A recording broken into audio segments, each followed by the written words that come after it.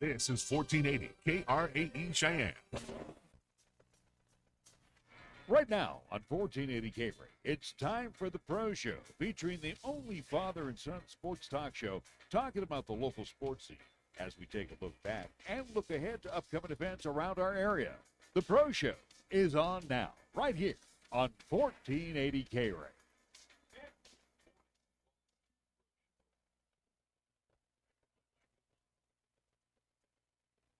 There we go. You shut my mic off. I didn't touch anything. Well, so anyway, so let's try it sit down again. with- Take two. Welcome to the Pro Show. I'm Larry Proietti, along with Nick Proietti. And we bring on our first guest. Matter of fact, she was on our initial broadcast this season of high school football when we had Cheyenne South over at Thunder Basin High School in Gillette. We bring on athletic director at South High, Wendy Johnson. We get her in studio. We've had you on the phone twice now, and it's nice to have you in the studio. So let's, and again, some of this stuff will be what we talked on my pregame show a few weeks back, but here we are. We're moving into the third week of school. And again, you have a lot of student athletes that have been competing in summer and fall sports programs. Is this the time now where you, as the athletic director, Wendy, and we'll get more into Wendy Johnson personally, but is this the time of year right now where you've got to run to each coach and say, hey, you know, student ABC right now falling behind, and what does South offer to help those student athletes so they can stay eligible? Yeah. So we started actually, I started 2 weeks ago, giving my coaches just kind of, hey, here's a heads up. Here's the students right now that have some low grades in class. Wyoming, there's no short road trip in Wyoming. And so when they're on the buses, we're asking the coaches, you know, have them study, have them pull out their books, their papers, whatever it might be, and have them get some study sessions in, because I don't want it to be a gotcha when we're actually going to start holding their feet to the fire. So this was the first week for their academic probation period. So if they have a low grade right now in a class, we notified the coaches. We are asking the students to work with the teachers. We have academic interventionists as well. And we have study skills classes, all different things that we can help provide to the kids. All the teachers post lessons on Canvas pages. So when they are traveling, like our tennis boys are going to be in class 2 days this week out of 5. Just because of the way tennis matches have hit, the way regionals is hitting. And so the coach and I talked, and I said, well, let's have them study, you know, on your road trips, and let's have them pull up their Canvas pages, get their assignments, email their teachers, just trying to teach them ways to be proactive, to work on that stuff ahead of time as well. You know, let's talk about it. And again, I'm removed from high school now, almost 50 years. Scary thought. But, you know, even when I was in college, if you went to your instructor, your professor, and again, you know, whether it's tennis or football, or in my case, baseball, and you'd say, instructor ABC, hey, I'm going to be on this road trip. Can I get my assignments in advance? Or, you know, I'm going to miss a quiz. Can I make it good?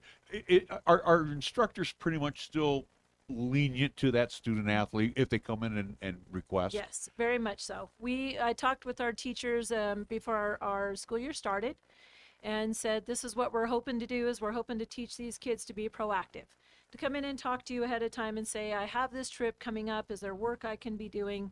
Or if they, you know, by chance forget, can they email you and ask?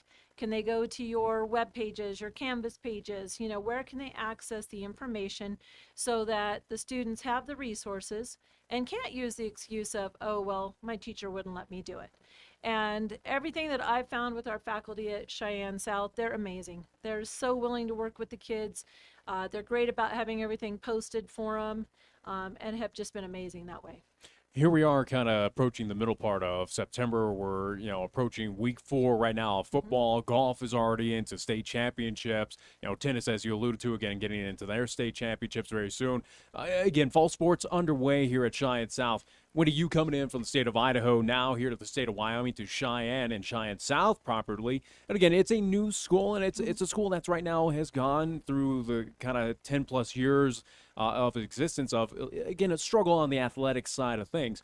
What are the differences between where you were originally in the state of Idaho to now here in Cheyenne at South in the state of Wyoming? Is there differences at all between the two? Oh, there's big differences between them. So in Idaho Falls, where I was, there's 5 high schools within one town. Our longest road trip was 30 minutes. And so, it's all of our competition was really right there for us. And they were all, there's a lot of opportunities for off-season, opportunities for people to do stuff. There's a lot of, training at younger ages. It's just, the scheduling's way different. You look at things way different, like basketball season. In Idaho, the boys and girls offset each other. So one night the boys are playing, the next night the girls are. Here, they're playing on the same night. I'm like, this is going to be a very interesting thing for me to see and to work with. And so when you're looking at trying to adjust and tweak schedules to try to maximize opportunities for, especially our teams at South, to try to give them opportunities to be successful, it's hard to switch. It's not quite as easy in Wyoming to switch schedules as it was in Idaho because everything was closer that way. I was going to ask so far on the position of athletic director, challenges that you've had to undertake. And again, it's just one of those things, you just don't walk into a perfect world. So let's talk about things that you had to address and move forward with. Well, there's been a couple ones. A couple of the challenges for me have been is that you would think state to state the rules would be very common. They're not. They're not. The number of practice days before events is completely different in Wyoming than it was in Idaho. Golf just moved to a fall sport in Idaho. Tennis is a spring sport in Idaho. Soccer is a fall sport in Idaho. Just even those dynamics and getting my head to switch gears with those changes has been a little bit of a challenge for me on that end of it. The other thing is trying to create at South expectations that our students can succeed, that they can do this. Wendy, let's talk about the Wyoming High School Activities Association. You're the new kid on the block, especially in Class 4A, and you had to come, get up to speed with all the rules and regs. Again, we have 2 other athletic directors here, Chad Whitworth and Jerry Schlaps in Cheyenne. Talk about just getting up to speed and how everybody's treated the new kid on the block. They've been wonderful. Jerry and Chad have been fantastic. I met Chad at admin meetings at the start of the year, and we exchanged cell phone numbers. And we've been if I have a question, I text or ask him, especially if it's directly within Laramie County School District. If it pertains more to a WHSAA rule, Trevor Wilson and Ron Laird at the WHSA, they're amazing. Their institutional knowledge is absolutely fabulous. I love they don't have, so in Idaho, the IHSAA, I love them dearly, don't get me wrong. There's a little bit of wishy-washy stuff on a few things with some rules and some different things. And in speaking with Trevor and Ron, there's not. They have a very set kind of guideline to guide for some rules. They're very knowledgeable. They've had a very open door policy with me. I always clarify, sorry, it's this way in Idaho. I'm just trying to learn Wyoming rules. And at some point in time, I'll stop saying that so that I can get past it. But even we met with 4A's yesterday. They gave me a chance to say hi and explain who I was. But we're talking about regional golf. I'm used to district golf, regional golf being 1 day. Wyoming is 2 days. And I'm going, why are we doing it? Just questions that I think being an outsider coming in can actually kind of throw a new, fresh light and may or may not change, but I think it's good to look at things in different lights. Well, and again, we spotlight Chad and Jerry, who again at Central and East as of right now, the athletic director. Again, former Cheyenne South AD is still in town. He's over at LCCC. That's Mark Puev. Has he been also to a resource, even though he's busy with JUCO athletics right now over there at LCCC, but is he also to a resource to say, hey, I need help, at least specifically, especially with Cheyenne South? Has he been a good, at least outsource for you, Wendy? He's been fantastic. He came in at the start of the year, and his hard drive from all of his years of experience is now sitting on my desktop. So I have all of his files right there. Again, exchange cell phone numbers. When I've had a question, we had to change a cheer competition with Wyoming Senior Olympic, not competition, a camp with Wyoming Senior Olympics, and it was like, okay, what steps do I go through to do this? And Mark was jolly on the spot. Let's look at this, and this. Because the other challenge that we have right now is LCCC is redoing their athletic facilities, which means they're using Story Gym and South. And so finding that balance. So Mark and I talk all the time. We talk probably at least once a week to go through things and look at schedules and stuff. I want to get your thoughts as well, too, Wendy. Again, we're still early into your time at Cheyenne South, but as you're talking with Trevor, you're talking with Ron, you're talking with the other ADs, you're looking at the rules, you're looking at how sports at least exist here in the state of Wyoming. What are some changes that, or what are some things that state of Idaho did that you wish Wyoming did, or again, sports that they offer that we don't currently? Is there changes that you would hope to see one day here in the state? I don't think it's necessarily in the sports that we offer. It's very similar. Wyoming offers indoor track, and we do not offer that in Idaho. So that one was kind of a new one for me. I'm like, all right. Wyoming offers skiing. That's not offered in Idaho. Everything else is pretty much the same. Wyoming offers girls swim and boys swim at separate seasons, and in Idaho, they're the same co-ed season. So there's a few dynamics. I actually like that swim's separated. I wish Idaho would go to that. It would make life a whole lot easier if it was girls swim and a boys swim season. So that part of it I like. Some of it is just the way how schedules are done. That one still kind of rocks my world a little bit because I was involved in that heavily in Idaho.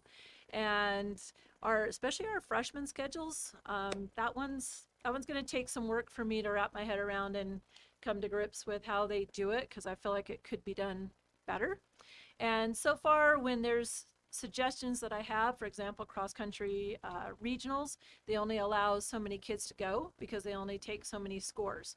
And in Idaho, when you go to that, you can run as many kids as you want because it's an opportunity to go run and compete. So why do we limit in Wyoming? We're talking with Wendy Johnson, new athletic director at Cheyenne South. Wendy, most ADs come from the coaching profession as well in the high school ranks. Tell us a little bit what you used to coach. Well, my passion was volleyball. So I played 2 years at LCCC when I was here and transferred to Wyoming and did not play volleyball there. But when you get your first teaching job, they rope you into coaching anything and everything you possibly can and will.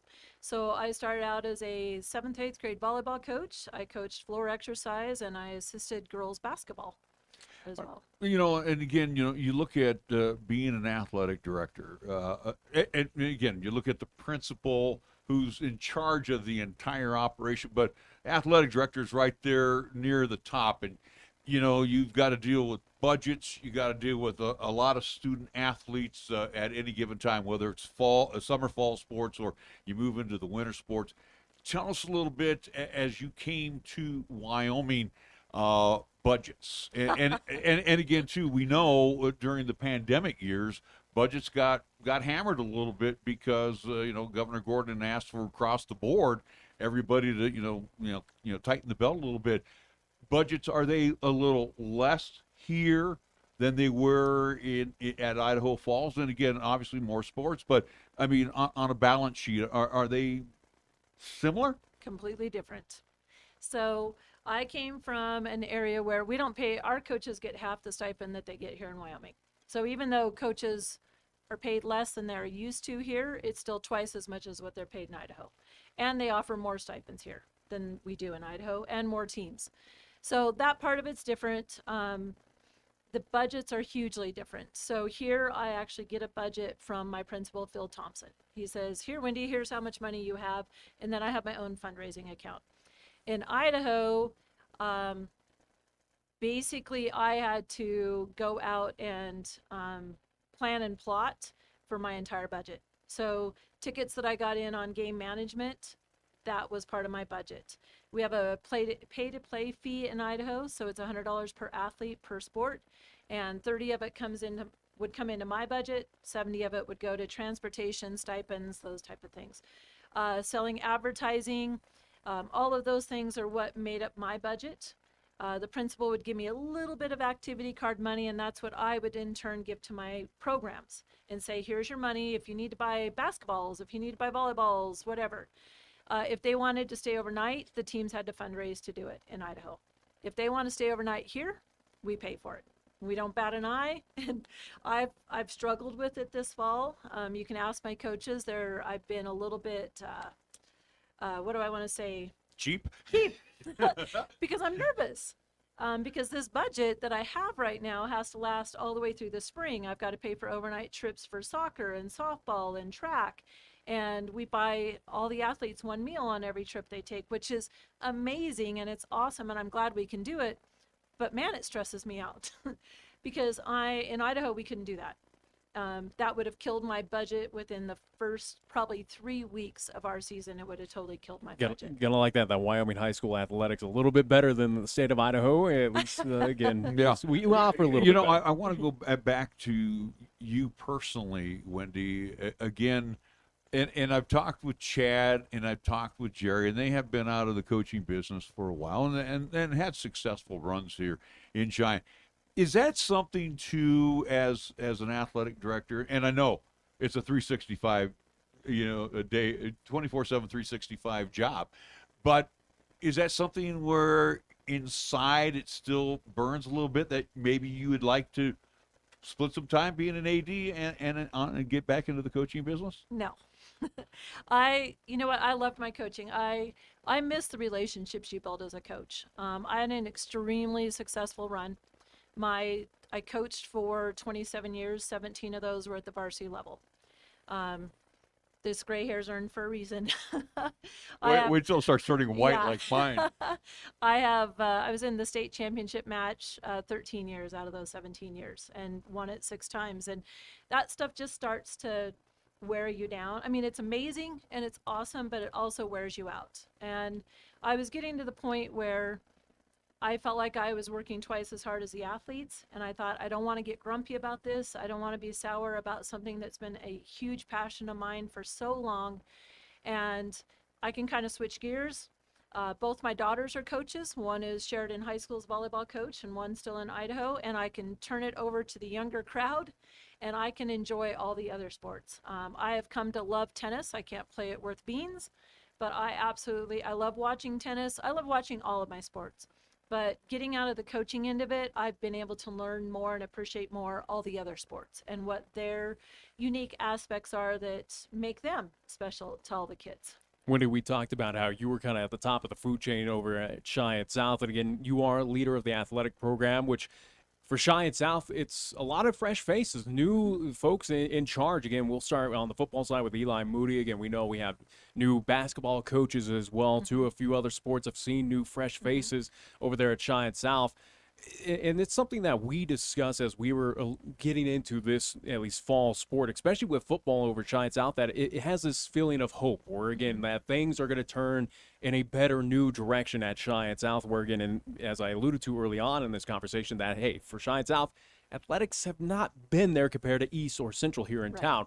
Do you get that feeling, again, looking at the past of Cheyenne South and seeing who's in charge of your athletic departments over there at Cheyenne South, that, yes, South, again, could be that top dog one day, again, in the near future here in Cheyenne that could take down East Central and go to these state events and maybe one day bring a state title back? Yeah.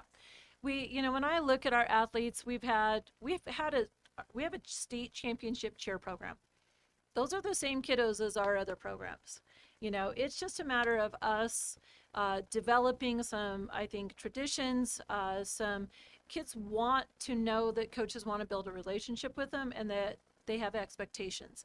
When you're trying to build your numbers in your program, that makes it a little harder. You're kind of held hostage to, oh, maybe I want to show up to practice today. Maybe I don't want to show up today. And that's a mindset that we're working on changing. Eli has been amazing. We've had kids. We got a whole new group of kids coming into football when school started because they didn't know, beforehand. So we've got to do a better job of getting to our junior highs this spring, talk to them, hand them out our summer information, hand them out our fall tryout information so that we're not leaving kids out because, especially in any sport, but especially in football, you start 3 weeks after the start of the season, you're behind. You're behind in conditioning, you're behind in training, you're behind in all this stuff. And so I have coaches on board with trying to do this. We have kids excited. We're trying to start some new traditions. We're going to do some new homecoming things. We just want the kids to get excited about South High School and go, hey, we can represent, we can do this, and we are proud of our programs. You know, you look at today's world, and unfortunately, today's world is judged by wins and losses, whether it's professional or at the collegiate level. High school, a little more lenient to a certain degree. And I'll use me for an example. I come off a couple of 0-9 seasons.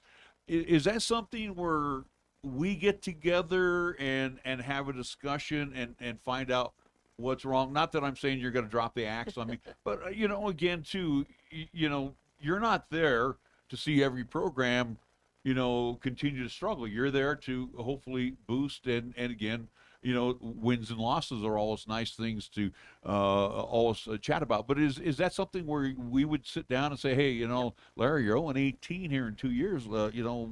We got a difficult situation. Yeah, no, it's what I did with all of my coaches at my prior school is we had postseason meetings. We sat down and discussed, and I like them to ask questions. Obviously, at volleyball, I know inside out. Very opinionated about volleyball, but I've done enough coaching and I understand what good coaching is and how to develop programs. That's something I'll sit down with each one of my coaches. We had a preseason meeting. Where do you want to see your program grow? What's your goals? Obviously, right now, would we love to see the win side of it? Yes, we would. But for South, it's a win right now in football. We have athletes staying out. Normally by this time, we're not fielding the teams that we're able to field, and we still have kids excited. We have parents excited. They're doing Thursday night dinners, and even though it's not come out on the win side of it, scoring a couple touchdowns against Sheridan was huge. Our crowds, our students, our athletes were so excited about all that. So we'll sit down and go, okay, we made this progress. Now what's the future progress? What steps are we going to continue to get the kids excited, develop our programs, offer a quality product that can go compete out there? And speaking of which, again, regarding Coach Moody as well, too, this past Friday night on the road against Kelly Walsh, again, a 10-point loss, but again, a lot better than what it has been years past for Cheyenne South, especially on the road, where, again, to be that close to finally ending this losing streak for Cheyenne South. Let's get into the fall sports outside of football, and we'll probably end on that one with you, Wendy, and again, appreciate you coming in and chatting with us here. Don't exclude me. I have all right. Well, either way, again, let's look at the fall sports in action right now. Again, you alluded to tennis. You mentioned golf in action as well too. Volleyball is in action. How are the other sports faring right now? As again, we're still early on in the fall sports, especially with volleyball. But how are we faring right now in Cheyenne South? Volleyball wise, the wins have not come. I know, like the program would like to see them come on that end of it. The numbers, we have great numbers still out for volleyball. We have a coaching staff that's very dedicated to working with the kids. They've been working their tails off. We just had our volleyball team host the Johnson Junior High 8th grade tournament at our school. Our volleyball team came and worked it, again, trying to build those relationships so we can, start establishing some wins and some competitive seasons down the road. Tennis, we have a young man who should win the individual boys state tennis championship, which regional starts this week in Rock Springs, and then the following week we'll be in Gillette for those championships there. Our boys tennis team, I know talking to my coach, Joss Cossett, his goal is to possibly next year win a boys state championship. So we have teams in the makings of some good things. Girls swim, we have 2 divers out and numerous swimmers. I know Jason would like to maybe see the win-loss be a little bit better individually even there, but we have multiple swimmers that have qualified for state already. And so now they're just prepping and getting ready for that end of it. Golf, unfortunately, the weather was really crappy this last weekend. We were up in Sheridan. We were hoping that Jaden Wakamatsu would qualify, but unfortunately it just didn't quite pan out. But I know my coach, Michael Loveland, has some training he wants to do, get the kids involved. Golf has a spring season, try to get things, golf and tennis both do, try to get some things moving and going that way. Cross country wise with Cody Borderwick, our coach there, we took 4th place at our last cross country meet with the boys, so that was a step up in the right direction. So I think everything's moving in a good direction. We just have to see what we need to do to continue the progress.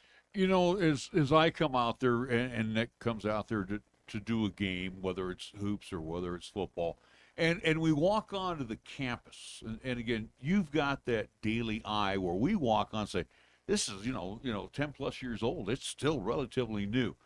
You're in charge also of keeping the facilities updated or making recommendations. Do you see any of the facilities after, maybe a decade or so looking like it's getting a little rough?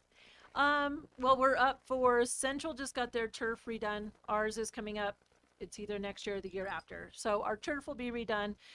Our stadium at South is 10 times better than the stadium I just left. So I look at that and I go, wow, everything that way is nice. When I look at the gyms, there's things that I would like to change within the gyms. I'd like to see a little bit of a different floor, like sand off our floor totally.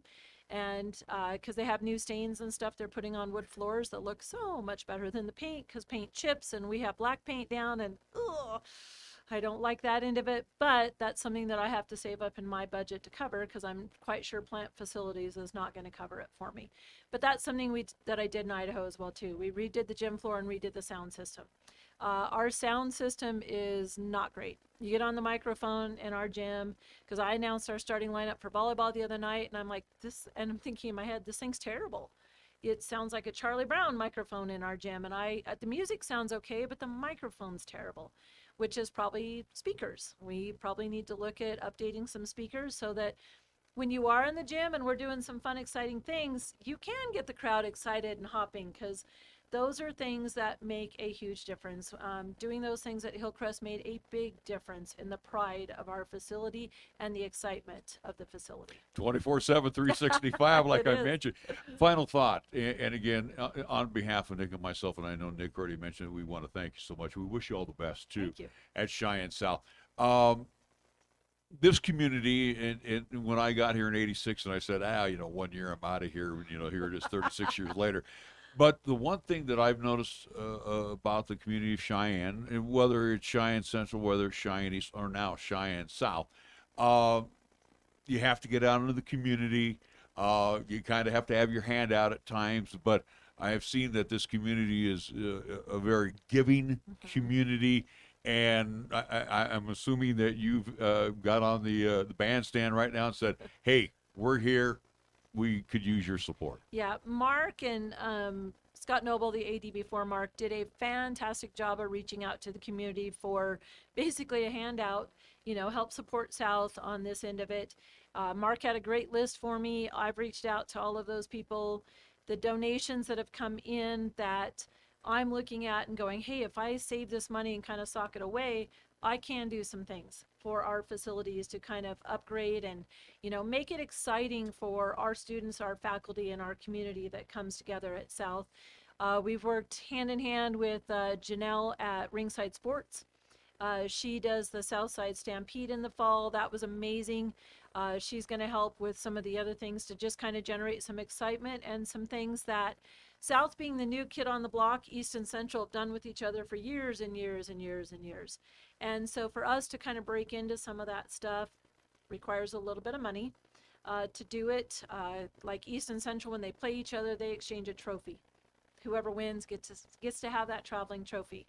That's something I want to talk to Jerry and Chad about and say, hey, can South become a part of this? Like, you'll probably have our trophies for a few years, but at some point in time, we want to win that trophy, because I think it was last year we did beat Central in volleyball. And our girls were like, where's our trophy? Those are things that are easy enough to do that I can financially support with the generous donations. And Idaho Falls is a little bit bigger population community than Cheyenne is, the general Cheyenne, Laramie County area. And I will tell you, it's been 10 times easier. Businesses have been so generous. It was way harder in Idaho Falls, because this is the part of the job that's rough, asking for handouts. Going and supporting the kids and my coaches, that's easy. That's the pure enjoyment. But the businesses have been amazing. They've made it really, really easy to talk to them. They've been kind and generous and so supportive. Here's what I suggest, just similar to what we see with Air Force, Navy, and Army. Again, a Commander Cup where, again, the three, whoever does the best, at least gains that trophy at the end of, at least after play. But what if they split, though, Nick? And then you got a problem. Yeah, there's tiebreakers. What are you going to do, tiebreakers and points? Again, that's for all the three ADs to figure that out. At least you're building traditions and, again, getting these trophies. That'd be great. Anyway, go ahead. I was going to say, at least regarding us, again, our broadcast next time we will see Cheyenne South will be week 5 on the road, at least across town, so to speak, seeing Cheyenne Central. And then also, too, we will see Cheyenne South at Cheyenne South for the only time this season being at Fighting Bison Stadium week 7 as they will take on Cheyenne East. So, again, that's our next upcoming contest to see the Fighting Bison. And, again, as we again see with Coach Eli Moody, again, there's hope. Well, you know what, and also, too, Nick, and as we have Wendy here as well. You know, we are covering South 3 times. We've got Central 3 times on the schedule. We got East 3 times on the schedule. We sneak out a couple of times of Pine out to Burns and went out to Pine. So, again, we tried to do our community effort, no different than what Wendy's doing over at Cheyenne South. Wendy, again, all the best to you. Thank you for coming in. And, again, nice baptism by fire here in the city of Cheyenne, right? No, I love it. It's been amazing. I've been so pleased to be back, and it's been the best decision. So it's been great. Wendy Johnson joining us here on the Pro Show. I'm Larry Proietti, along with Nick Proietti. Going to take a time out. We'll come back. We've got more coming up right here on 1480 K-Ray. 1480 K-Ray is your home for live play-by-play coverage of high school basketball and football. To hear all the play-by-play calls of East, Central, and South football and basketball. You'll hear the conference action along with the postseason, and during the basketball season, 1480 K-Ray features both boys and girls games. Catch all the exciting calls on AM 1480 K-Ray, also streaming the games worldwide on the web at 1480kray.com. Joe Buck and John Smoltz welcoming you back to the City Center Convenience Mart. Heather's moment has arrived, and you just hope all that training pays off. Heather lays down her purchase, but Randy rings it up as slowly as he can. Uh-oh. Yep, she's looking at the cigarettes. There's nothing good back there. Heather's arm is in motion, but she just grabs the gum off the counter. That's a slick move. Even Randy tips his cap to Heather. Stand Up to Cancer and Rally wants you to reduce your risk for cancer. Go to takeahealthystand.org. Now that school is back in session, did you know in Wyoming and every state it's illegal to pass a school bus while the school bus stop arm is extended and the red lights are flashing? Although the school bus is one of the safest modes of transportation, illegal school bus passing is a deadly risk to bus riders and their caretakers. Drivers should always come to a complete stop when a school bus stop arm is extended and the red lights are flashing. Remember, more injuries and fatalities occur outside of or near a school bus because a motorist has failed to obey the stop arm warning or to follow local traffic laws. Watch out for our children. They are our future. Paid for by federal highway safety funds. Treat your taste buds to a warm bagel and Mort's Bagels with your favorite cream cheese. Perfect for the office or perfect at home. Mort's Bagels are always made fresh and delicious daily. They are perfect for breakfast and lunch too. Did I mention perfect? For 3 decades, Mort's has served us with amazing bagels and customer service. Ask about their specialty and seasonal selections too. They even deliver. Mort's Bagels. Treat yourself today. 1815 Cary Avenue, downtown Cheyenne. At Wyoming Orthopedics and Sports Medicine, we pair award-winning orthopedic services with the latest technology and high-quality patient-focused care, all at a location that's close to home. Whether you come to us for physical therapy, surgery, or a sports or job-related injury that requires expert care, we focus on your best outcome and on getting you right back out there to enjoy the activities you love. Learn more about our services at CheyenneRegional.org/ortho. The latest weather forecast on 1480 K-Ray. For today, mostly to partly sunny, expected daytime high near 84, mostly cloudy tonight or low down to 52. Tomorrow, Wednesday, mostly cloudy. We're calling for a daytime high near 77 with a pretty good chance for showers and afternoon thunder. And for Wednesday night, mostly cloudy or low down to 52 with a chance for showers and evening thunderstorms.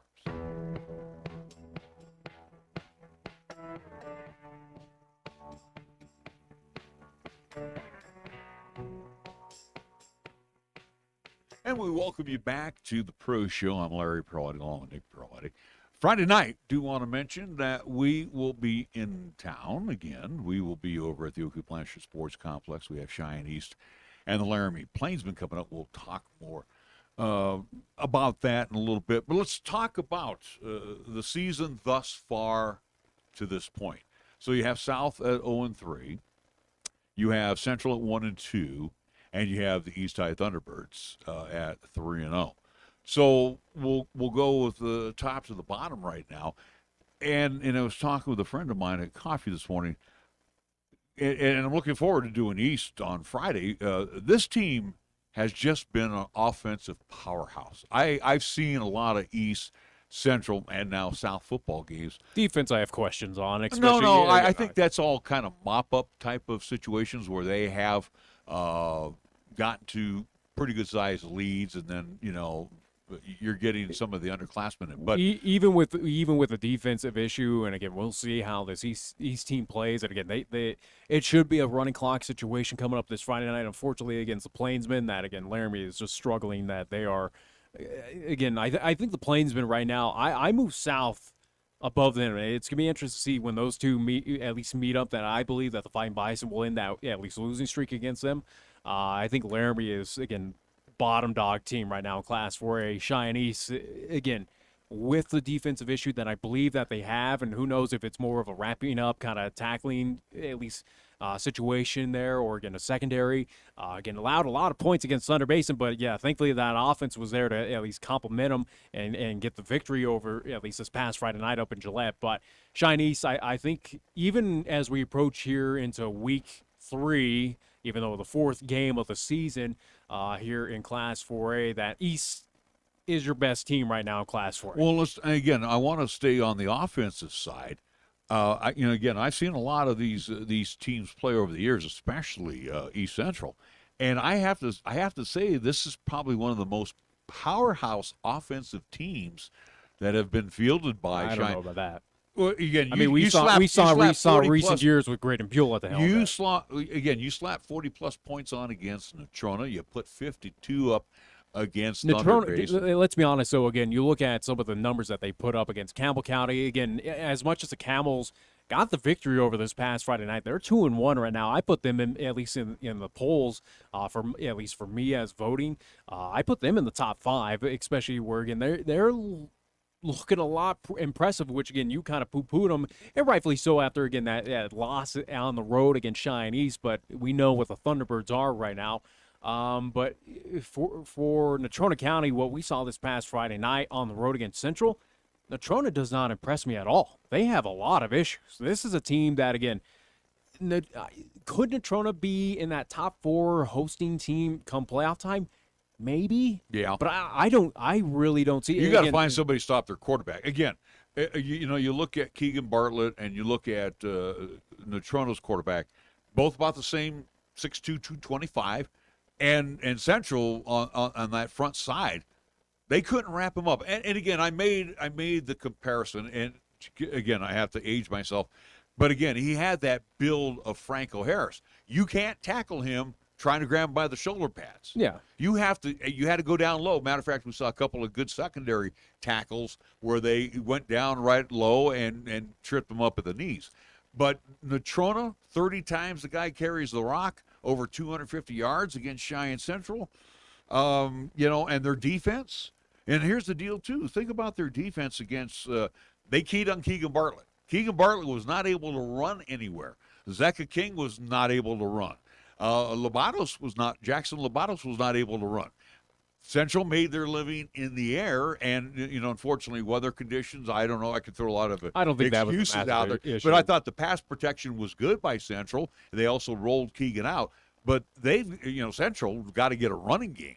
You can't open up the pass game without a running game, and that's where I see Central extremely behind the 8 ball right now. But going back to Natrona. Natrona doesn't impress. I think defensively they're not too bad of an outfit, but offensively you don't have to score a lot of points to win. If your defense keeps you in the game, you got a good shot at winning. I think that you saw what Natrona was made of again 2 weeks ago when they took on Cheyenne East. Again, only put up 7 points. That offense is not all that impressive when again you put up a pretty staunch defense, or at least an okay defense that could wrap up and bring them down. I think that Natrona County right now, this Mustangs team, again, go back to what we saw this past Friday night there at Risky Field. Central had many opportunities to win that ballgame. Yeah, but also Natrona blew a couple opportunities as well. I mean, could this thing been a tie game? Yeah, probably. Is Natrona gonna again? Natrona will be in the playoffs. They'll Will be they in the on? mix. Will they be on the at least? Will they host a game or will they be on the road? I side more that they're going to be a road warrior team. Could they make it to the semifinals? I go 50-50 that, again, could they get past that first round, whoever it is, at home or on the road? I don't really foresee that this team is all that. Again, what I saw last Friday night was not impressive. And, again, it was not a classic Steve Harshman team that you come to at least be used to over the past couple of seasons. That this team, again, how many times did we say they were their own worst enemy, that they handed opportunities as Cheyenne Central for the Indians to win that game, Well, which again, the Indians should have won, but then they also ran into penalties. I think the thing that's going to hurt Natrona, this is my opinion, I think they rely on the run too much, and they're going to wear out their quarterback because he's the one who totes the rock. They got some good hands on that team. They got the Rogan Potter kid. They got the McClintock kid. I was shocked that they only threw the ball about 6-7 times in that contest. The kid has a good arm at the QB spot, but the thing is, I think Coach Harshman's going to have to open that playbook up a little bit more and quit depending on the run, because again, you're gonna go up against the better teams, like you say, Thunder Basin, Sheridan. They still have them on the schedule. We'll see how they do in the Oil Bowl against Casper Kelly Walsh. I think that's going to be a close game. That, again, could the Trojans win that game? I don't think so. I don't really think so, but I think it could be a lot more competitive than I probably looked at early on, at least preseason. Again, looking at that matchup where I figured Natrona was going to run over the Trojans. So I think, like I said, I don't, similar to Thunder Basin, I don't hold a whole lot of, at least, I'm trying to look for the right word here, but it's not hope or, again, expectation. It's something that for Natrona County that I don't fully believe in this team, that they are one of the elites that can compete for a state title this year. This is going to be on natural turf. So, again, that's going to slow them down a little bit. You know, again, when you're playing on the carpet, the game's a little faster. I think in this situation over at Harry Gelding Stadium, to slow down the run, but also, too, Coach McElkey likes to keep the ball on the ground as well. So we'll see how that one pans out. I'm just saying, again, looking for Natrona, though, very quickly to at least wrap up on the Mustangs right now. Again, they had a 40-0 win against Laramie. Okay, yeah, everyone, even Cheyenne South, should win against We should see team. a lot of boat races. Yeah, again, we should Laramie. see Cheyenne South win against the Plainsmen this season. So, again, I kind of toss that win away where, again, that doesn't prove anything to me. You lose pretty heavily to Cheyenne East. Again, that was in Casper as well, too. And he's put up 40-plus points. No, they put up 33. It was 33-7. And then, again, you go Friday night on the road against Risky, against a Central team that they have a lot of question marks as well, too, that they still show kind of youth and experience right now. That, again, you came away with a 4-point victory in that contest. That, like I said, Natrona, this is a team that, yes, well, again, we'll make it to the playoffs because, again, that's all you need to be is, again, one of the top, at least, 8 teams here in this league. And that's about it. I think they make the playoffs one round. They're one and done this season. All right, well, going back to East, they put up 52 against Thunder Basin. So they gave up 42, though. Yeah, but again, they were never challenged in that contest. I mean, that was one of those situations where the T-Birds pretty much had that game under control. But again, you put up 52 against the Bolts. So again, you look at a couple of the contests right now with the Bolts and the Toronto. Again, East is battle tested.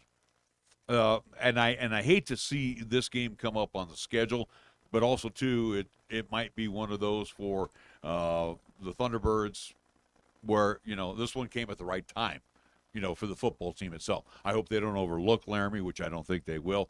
But one of the things I'm very impressed with, Cam Hayes. We saw him come in last year in relief when Coach Goff's son Gavin got hurt, and again you threw him in as a sophomore.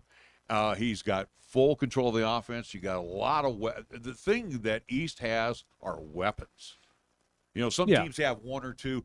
East is loaded. Like I said, the only Achilles heel that I can see right now, again, at least points for East out of 3 games right now, 132. The offense absolutely is there. Again, you can only at least. The only thing is for Chad Goff and company is that, again, hopefully no injuries hit this team as it's had in years past. Again, we've seen with Buell, we've seen with Goff that, again, those injuries seem to sneak up from time to time and, again, kind of derail that offense. So hopefully, again, it could be a healthy East High team this season to move forward where, again, they lose a piece. I think that becomes a big issue. I'm going to disagree with you because he has depth. There's a lot of depth on that team.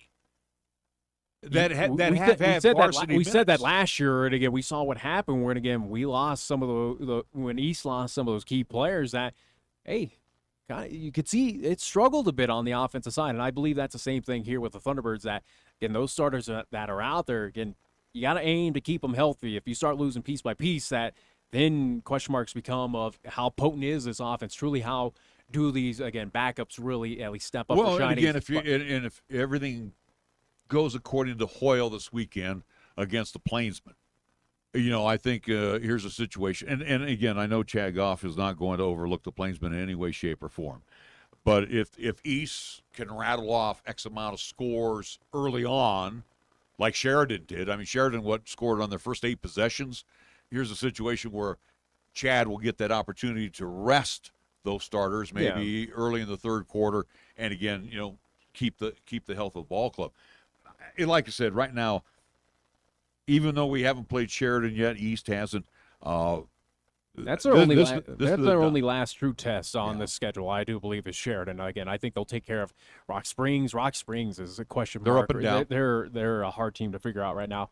But for Cheyenne East, so again, defense is the only thing I question where, again, that could be their true Achilles heel in a contest against Sheridan, or again going forward into the playoffs for at least vying for another state title. That again, that defense has allowed 77 points as well. Again, I agree to disagree. They only allowed I think a lot of 7 points against Natrona County, but again, 28 against Campbell County, 42 against Thunder Basin. Campbell County scored again. Worries. That was late in the game. They scored where Cheyenne 28 points. Cheyenne East had already sat down that original but group. 28 points though.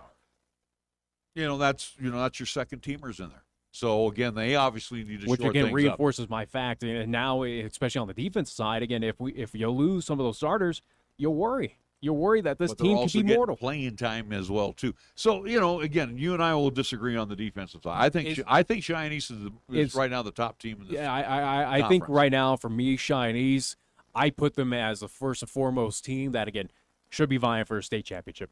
That again, what they've done so far, especially even having that close contest, that just kind of just good old shootout with Thunder Basin over this past Friday night, proved enough though to me that again, and they should take care of business against Sheridan. I think that East, looking at the remaining schedule, they should go unbeaten. I don't think they get surprised by anyone going forward. No. That this Cheyenne East team should go unbeaten, should be your number one team going into the playoffs. This is a team that, again, I feel comfortable right now to kind of stamp the ticket and say, yeah, they're going to be vying for a state Well, and championship. I look at it this way, too, since the pandemic year when East got to host all of the games, I think for sure East should be hosting 2 games when the playoff season comes, and then hopefully making that trip over to Laramie. Yeah. Talking about Cheyenne South, again, Eli Moody's squad, 0-3 on the year. But again, it's weird to say 0-3, and again on a losing streak of now 23, I do believe. But again, it's an impressive 0-3, or at least again it gives that, as we talked about going into that Thunder Basin contest. Now here we are, still 0-3 for Cheyenne South, but there's hope. There is, I get more believability, optimism, but more believability that this Cheyenne South team could end that losing streak at a point in time this season. And again, I think their best bet is against Laramie. I think they absolutely can get it done. That will be at the end of the regular season. And again, that's in Laramie, right. But I don't think that's going to be an issue. Weather, who knows, might play a factor. Again, they're in week 8, but I think Cheyenne South this season should come away with a victory. Again, losing by 10 points to Kelly Walsh on the road. Yeah. That's pretty impressive because, again, let's look at years past. Kelly Walsh has dominated Cheyenne South as well, too. As bad as Kelly Walsh has been in years past, they've taken care of business pretty handily in Cheyenne South. Fighting Bison were competitive on the road.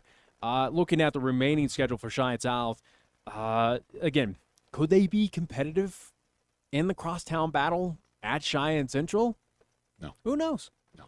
You shake your head, and again, we saw what happened. I'm going to tell you, both Central and East are just too strong, too powerful. They're not beating Cheyenne East without a doubt. And again, that game at South as well too. But again, at Central, Central, Yeah, if at Central, if no. Central continues to play that they have, if penalties continue to be an issue, I think South. Not saying they're going to win it, but that could come down to the wire.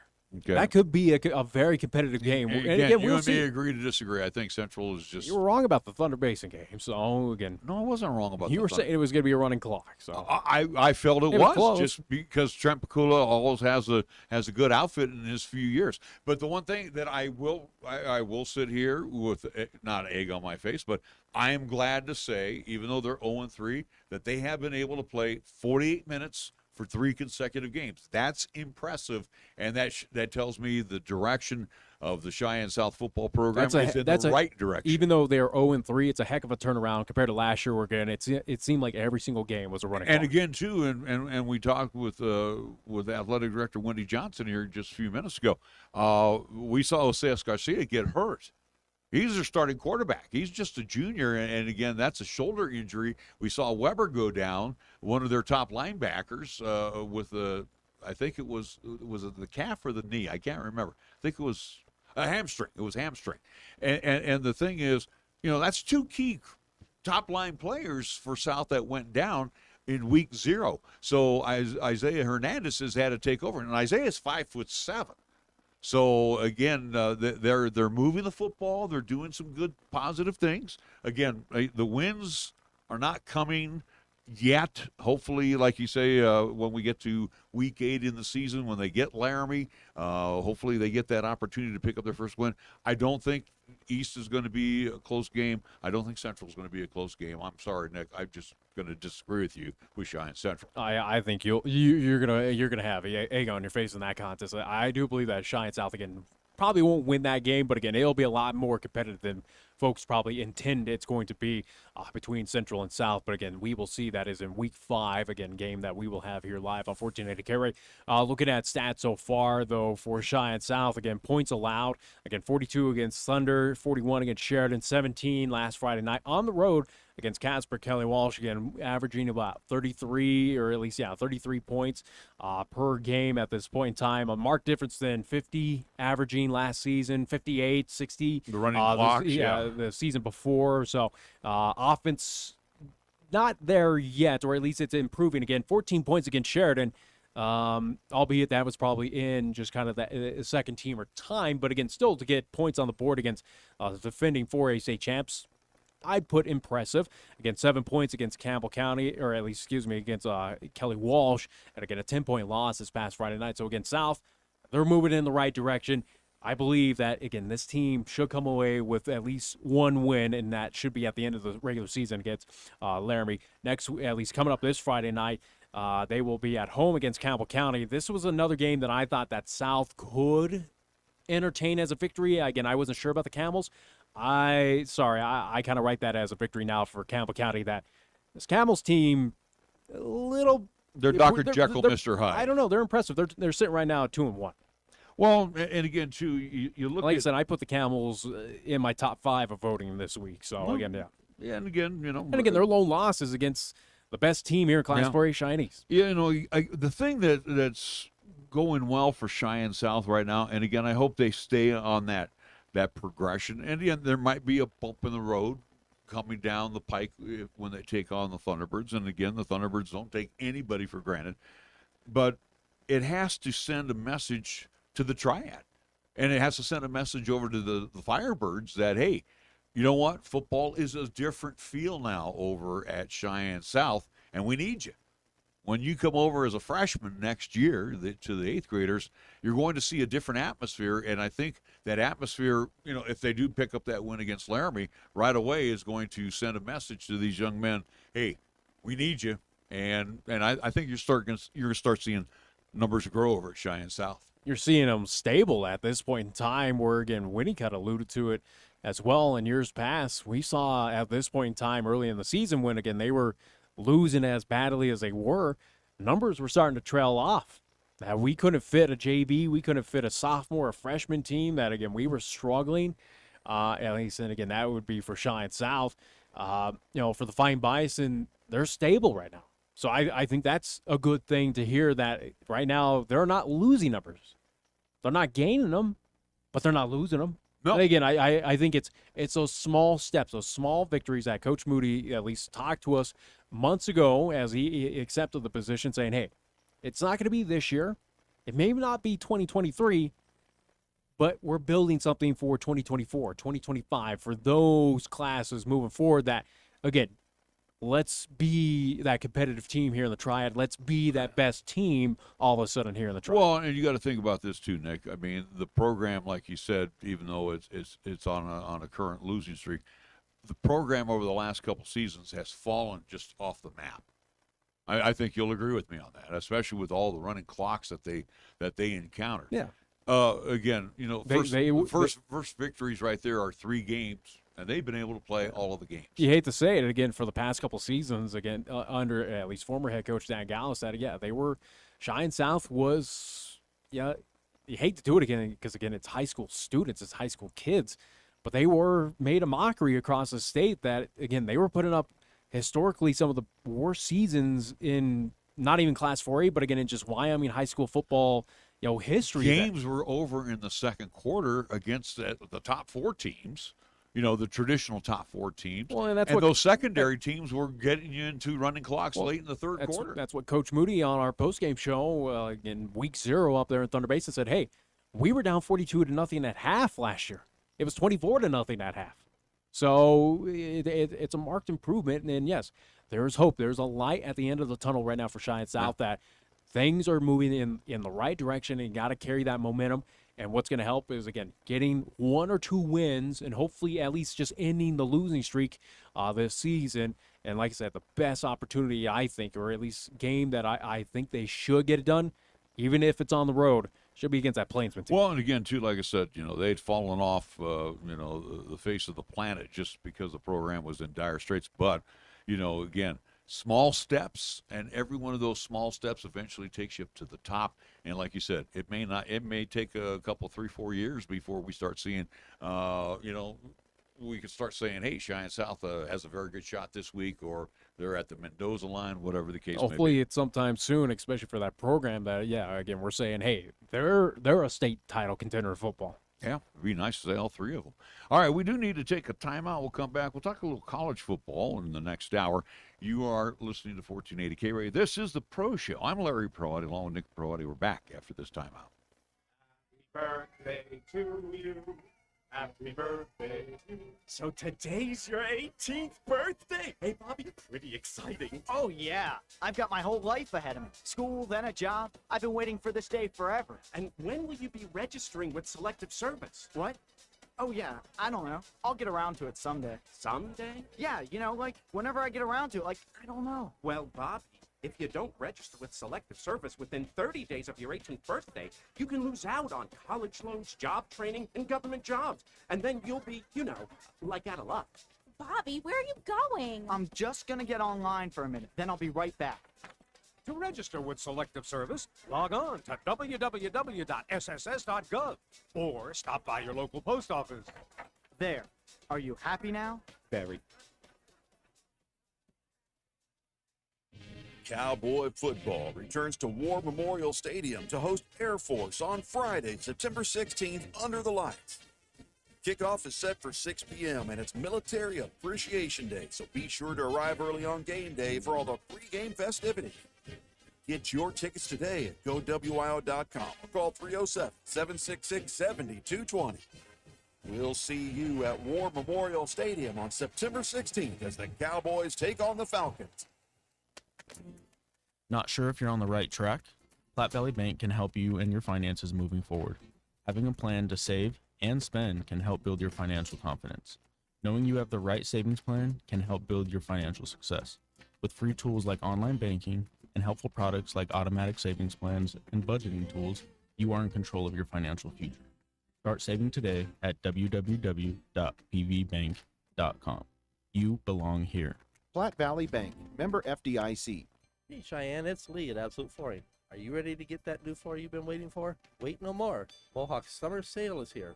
Absolute Flooring has placed all types of flooring by Mohawk and other manufacturers on sale, just in time for you to get that new floor now. Low prices throughout the store, no interest financing, experienced fashion consultants. What are you waiting for? Beat feet down to Absolute Flooring in the Cheyenne Plaza and see us at AbsoluteFlooringWyo.com. It's always your home, your floor, your store, absolutely. MHP is a certified public accounting and consulting firm located in both Cheyenne and Fort Collins, offering accounting, tax, and consulting services to businesses, not-for-profit, government, and individual clients. MHP takes pride in their commitment to providing close, personal attention to their clients. They also continue to invest time and resources in continuing education, state-of-the-art computer technology, and valuing their relationships with you. MHP is a proud supporter of local and UW athletics. MHP, 314 West 18th Street, or call 634-2151. Here's the latest weather forecast on 1480 K-Ray. For today, mostly to partly sunny, expected daytime high near 84. Mostly cloudy tonight or low down to 52. Tomorrow, Wednesday, mostly cloudy. We're calling for a daytime high near 77 with a pretty good chance for showers and afternoon thunder. And for Wednesday night, mostly cloudy or low down to 52 with a chance for showers and evening thunderstorms. This is 1480 KRAE Cheyenne. Also being heard on translator K266CC Cheyenne at 101.1 FM. Right now on 1480 K-Ray, it's time for the Pro Show, featuring the only father and son sports talk show talking about the local sports scene as we take a look back and look ahead to upcoming events around our area. The Pro Show is on now, right here on 1480 K-Ray. And we welcome you back to hour number 2 of the Pro Show. Cowboys, 2-1 on the season. I know I had them losing against Tulsa, and they rally back. If Tulsa kicks that field goal, Nick, in week 2, that puts them up by 10. I think you put a fork in the Cowboys. But missing that field goal gave the Cowboys new hope, new life, and they turn around and win in overtime. Then they take on UNC this past Saturday. And not North Carolina, but Northern Colorado, out of the Big Sky, the FCS team. And that game with the Bears, correct me if I'm wrong, was pretty close. I mean, what was it, going into the fourth quarter? Or 16-3 from my count. Yeah, it was 16-10, and then the Cowboys broke through or 19-10, and then the Cowboys broke through with a couple of scores. But here's the disappointing fact about the Cowboys against UNC. And again, and not taking anything away from Ed McCaffrey's team, the Cowboys scoring 33 points only had 290-plus yards of total yards. Offensively, that's not good. Yeah, I mean, it was good enough to beat a Big Sky team, and now FCS. Well, and again, and the FCS, so again, a division lower than where Wyoming stands. And, again, it's a lot better than what we saw years ago against another Big Sky team of the Idaho Vandals, where, again, they almost lost that game, and that was a lot tighter than a lot of people expected. I wouldn't, again, especially as, again, former, at least, alum of University of Idaho and seeing how the Vandals play so far this year. Again, I don't think Wyoming want to play this Vandals team right now, but that's neither here nor there. But for the Wyoming Cowboys, and again, I didn't get a chance to watch this game or at least be in attendance. I was busy in the city of Houston, but taking a look at the score, yes, it was kind of surprising to see how close it was against a Northern Colorado team. This Bears squad, even though, again, led by Ed McCaffrey right now, it's gone through a lot of growing pains, a lot of struggles. That it's been kind of near bottom of the basement there in the Big Sky Conference that I was very shocked. Again, we kind of penciled in as we were going through preseason of, hey, Northern Colorado should be a comfortable victory, which, again, in the end, 23-point victory is for the Wyoming Cowboys. But it was close up until that fourth quarter. And again, without knowing what happened that explosiveness in the fourth quarter. But, again, you should not be biting your nails going into the fourth quarter against a Big Sky team that is, again, Northern Colorado is not a good football team right now. And again, being 2-1, great. You're 2-0 at the War. We'll see if you can make it 3 this weekend. Ugh. To me, that's a nervous 2-1. And right now, I'm thinking it's a fortunate 2-1. Yeah, I'm thinking with Craig Bull, you're living right. That's the only thing. Because against Tulsa, you had no business winning that one, but you did. Good for you. That's one of those miraculous finishes, and again, those happen once in a while. UNC, it was okay. You were expected to win. You won. Again, if they would have headed in that thing 0-2, I'd have gave the Bears a fighting chance in that one. Because again, I think you didn't know what team was going to come out. So here's where the muscle of the schedule starts coming up a little bit. You get Air Force at home, then you follow BYU at Provo. And you're not winning at BYU, especially you're, BYU. You're speculating now. No. Because again, look at what BYU did, especially again upsetting number 9 Baylor. Again, that was in Provo, but still an impressive victory. This is a BYU team that's right now going to sit in the top 25. At least it should be at games time when those two meet up, at least late at night. But focusing on the upcoming matchup here this weekend at home against Air Force. Air Force right now, the Falcons, they're unbeaten. They're a 15-point favorite on the road against the Cowboys. Oof. I mean, talk about at least giving no love to the Wyoming Cowboys and that home field advantage, so to speak, there in Laramie. But Air Force, they've kind of proven that they are a really talented team. Again, winning 41-10 against Colorado. Well, they're favored to win the Mountain Division. And they should. And again, Boise, even though they're 1-0, they beat New Mexico. Boise's a fortunate 1-0 at this point in time. Again, 31-14 victory over New Mexico. Oof. Again, it's kind of... Is Boise State that bad, or at least it was at Albuquerque? And again, neither here nor there. Again, we've seen the Lobos play bad, whether it's home or on the road in the previous couple seasons. But it kind of, right now for the Boise State Broncs, are they a little bit worse than what we thought that this team is? Where again, we kind of handed them, you got the Mountain West title year in and year out. Here you go. Are they a little worse off than what we imagine, or is the Lobos a little bit better? And if so, that's kind of a little worrisome for the Wyoming Cowboys that have to match up with them with the Lobos. That we kind of kidded around thinking that they weren't going to defeat them. Now you kind of go, you wonder. All right, so you throw in these two games here. Air Force will be their last of their homestand, then they go to Provo. Which, again, they're not winning at BYU, so write that off. Then they got to go to San Jose, which... Who knows? I don't know what to make of the Spartans right now. Well, yeah, I mean, they were competitive against Auburn. Yeah. 24-16. Is Auburn down? Because they barely beat Portland State 21-17. So you never know. So it's hard to judge with the Spartans at this point in time, but again... Is that a winnable game for Wyoming as of right now? Again, that is all the way in October 1st. You would have to say yes, but we will see how the Mountain West evolves and see, especially, again, what San Jose State is like at that point and see how the Cowboys are going to be. Where, again, Cowboys might be in that matchup with San Jose State there beginning of October. They might be on a 2-game losing streak. Yeah, Again, you got to go to – it's always tough to win in Provo. That's the first thing. You're not beating a top 25. As much as it's a good old-fashioned rivalry renewed right now, sorry. That's what – You're not beating this Cougars team. And that's what I'm hanging my hat on, just that, that the Cowboys will gear up for the rivalry game. Air Force, they've had success against Air Force too. So not recent success, though. Well, yeah, for the most part, they've had success. And this seems like a very talented Air Force team. Similar, I would say this Falcons team looks better than last year's team. Looks better than what we've seen in years past, where, again, they've kind of stepped up that, this is a legitimate title contender in the Mountain West Conference that could come away with a conference championship up into Boise, could take down whoever. And again, it's no longer Mountain versus West divisions. It's the top two teams. I think, by the end of it, Air Force should be one of those final two teams competing for a championship. Well, again, going down the schedule here, so you got Air Force, BYU, San Jose State, then you're at New Mexico.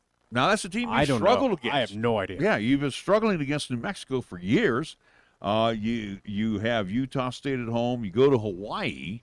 Even though the Rainbows are down, but the advantage is, again, that travel all the way out to the island. So you give the slight advantage to the Rainbows on that one. But I'm sure they'll be favored. Going back earlier a week, you get to host Utah State. Yeah. Utah State's a little down, and we knew that was happening. Colorado State is down. But again, too, to Colorado State's, and I'm not going to come to their defense because they got clobbered by Michigan, but Middle Tennessee State. You should not be losing Middle Tennessee State. Yeah. I can understand taking on number 4 Michigan. Again, you were in Ann Arbor for that one. I get that loss, but Middle Tennessee State They had to come to Fort Collins. Sorry, you shouldn't be losing that. So, again, who knows what CSU? Even though the Wolfpack. And that's also, too, again, for CSU's sake.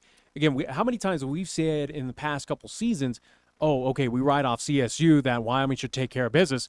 They still find a way to beat us in that rivalry game. So I think the eyebrow raiser of the weekend, even though we don't play the Wolfpack this year, again, Incarnate Word. Yeah, the powerful, the nationally ranked Incarnate Word Cardinals go to Mackey Stadium, which and they're beat not. The Wolfpack. They're not actually. I know I'm being facetious. So anyway, getting back to the Cowboys, it's a tough road to hoe, but the only benefit for the Cowboys this weekend is that they're at home. They're not the Academy. If I'm breaking down schedule as what I've seen out of the Wyoming Cowboys as of right now, again, they're 2-1. Here again, they'll play their first conference game coming up this Saturday, at least late evening around 7 o'clock, I do believe, or 8 o'clock here, taking on the Air Force Falcons. But breaking down, again, games going forward for the Cowboys were win and loss for me as I see it. I think they're going to go 0-2. Air Force BYU, I think that's 2-game losing streak right there. Possibly. I think they'll beat San Jose State, so that's 1-2 right there. I think they lose to New Mexico again. They lose to the Lobos. So again, looking at 1-3, should beat Utah State 2-3 right there. Lose to Hawaii. I think it's just that advantage of just being on the islands. I think that travel, that distance, again, you just give that big home field advantage to Hawaii. As bad as Hawaii is, or at least seems to be this season, I give that nod to Hawaii. That again, they just take advantage of being at home. So what? Again, that's 2-4 right there. CSU and Wyoming. I think that's gonna be it's at Campus Stadium. That's gonna be a boring game. I think the Rams will find a way to lay an egg, and then you got to beat Boise State. You're not beating Boise, and you're not beating on the road at Fresno. So right now, again, calculating that, even with a 5 wins this season? So just you got them at 5. I got them maybe at 6. But the bottom line is, Craig Bowl will survive another year, and fans of the show know I'm not a Craig Bowl fan. I think neither am I. I think he's run his course. He's not going to win a Mountain West Conference championship. But the bottom line is they're going to sneak in possibly with 6 wins, get a bowl bid. Everybody's happy. Case closed. If he gets 5 wins, as I'm kind of predicting right now, gets 5 victories on the schedule, and again, that's how it ends up for the regular season for the Wyoming Cowboys. Do you still think he gets a pass? I think that should be he's going to a bowl, Nick. Well, you don't go to a bowl on 5 wins, so it's a 6 to qualify. You're not Nebraska, so. Well, I'm saying they're going to get 6. You say they're going to get 5. I say they're going to get 6. Well, that's why I brought up again. If you listen, that's why I brought up the scenario of if they get 5 wins and that's it, just 5. Again, they miss out on a bowl berth. That should be it for the Craig Bowl regime, you would think, right? Again, where we're finishing sub 500 in the Mountain West Conference, we're still not vying for a championship, and again, we're not bowl bound. That this tenure of Craig Bowl, that 500 or below 500, has got to end at this point in time, right? Yeah, again, if we meet 5, if we only get 5, that should be enough, right? Yeah, and again, where you're saying 5, let's go to Larry's scenario here, where I see 6, and they get a bowl bid, and nobody's going to gripe about it. That's if, and I say a big if they get that 6 wins. There might be better teams in the Mountain West that get that nod, especially that the Mountain West is down. Well, and also, too, that does play into a factor as well, too, that these bowl committees might look and see, do we really want a Mountain West representative in our bowl game? We could find someone else better in a mid-major or, again, a power conference. And you forget, Wyoming travels. Again, we here in Wyoming, again, let's go back to the Arizona Bowl. Get out of Wyoming in December to go to Arizona, Tucson? Sure, count me in. I'm going to buy a ticket. Hell, they even go to Boise. Here's the thing, too, with Wyoming. I think in the case, I think what we're going to see, and we're starting to see a little bit of it from week 1 to week 3, Andrew Peasley at the quarterback. He's getting more and more comfortable. He's going to be okay. Titus Wem is good in the backfield. Again, when you start playing better teams, and the offensive line is somewhat veteran. So I guess right now the offense is going to be a little more ahead of the defense. Do they get 5 wins? Do they get 6 wins? That remains to be seen. I think we're going to see a week-by-week improvement by one Andrew Peasley, because you can see now he's starting to settle into that quarterback position. And that's you know, they threw the ball 30 times against the Bears this past Saturday. Is this a team that, again, was preseason predicted to finish near dead last in the Mountain West Conference? Will they still end up being that at the end of the regular season? I think so. I think that they're, even, again, standing right now 2-1, I still believe, again, breaking down that schedule, that, yeah, they're pretty on pace. They might be better than CSU. CSU might be that bottom feeder, at least here in the Mountain Division, but Wyoming's going to be right above them. Again, breaking down that schedule, that, again, New Mexico, I think, vaults over them. Boise, again, they should be above 500. They should get their wins here and there. Air Force is looking to be the top dog, and then who knows with Utah State. But outside of that, though, I again, was that preseason prediction fair for the Wyoming Cowboys to finish near dead last in the Mountain Division, or at least in the Mountain West Conference? As of what I've seen so far, yes. I still believe that, yes, they still should finish near that kind of bottom of the barrel. And again, you say that, and it's a very weak Mountain Division. That's what we're seeing. It's a weak Mountain West Conference, it seems like, this year. Again, look, the West, I think the West is better. But look at, again, San Diego State had some questions. Fresno's got some questions right now. That even Nevada, Incarnate Word, what? How do you lose at home to them? I think it's a down conference just in general. Look at Boise. I don't think Boise's that powerhouse team. They're good. They're okay. They're a reload team. Yeah, and they're is Boise State a bowl bound team? Yes. Will they be in one of the prestigious bowls as they've had in years past? No, not at all. I think the Mountain West Conference is a weaker conference of what we've seen in years past, being led by, the Utah States of the world, San Diego States, Fresno States. It's a conference that absolutely feels and looks a little bit weaker than what we've come to know of it, as it seems like it was moving into at least kind of notoriety across the nation. It definitely seems like it's taken a step back. Well, and again, if there's a team you're going to hang your hat on this year, I think it's going to be the Air Force. Yeah. I think you got to hang your hat on the Air Force. I think they are the real deal, and we'll see what happens with this. Again, got to come to learn. It's also a tough place to play as well, too. I do want to mention this before we take to the break. Scott Frost. Hey, he's under 500, like 16-30, a very prestigious program of Nebraska. Trev Alberts, as he heard the fans were chanting to fire Frost. They lose to Georgia Southern, 45-42, 16-30, and Frost is out in the cold. Yeah, fired. No surprise there that he was going to get let go again. It was just interesting to see the small sample size that they were willing to do with him. Again, the former alum, the guy who bled, again, red and black. Again, it was surprising to see that they didn't just let him ride out this regular season. But you kind of wonder with the Cornhuskers right now, that program, again, it was, we're selling out Memorial Stadium. We're, a team that was always on top 25, competing in, whether it was in the Big 12, now the Big 10. Now, is this a program?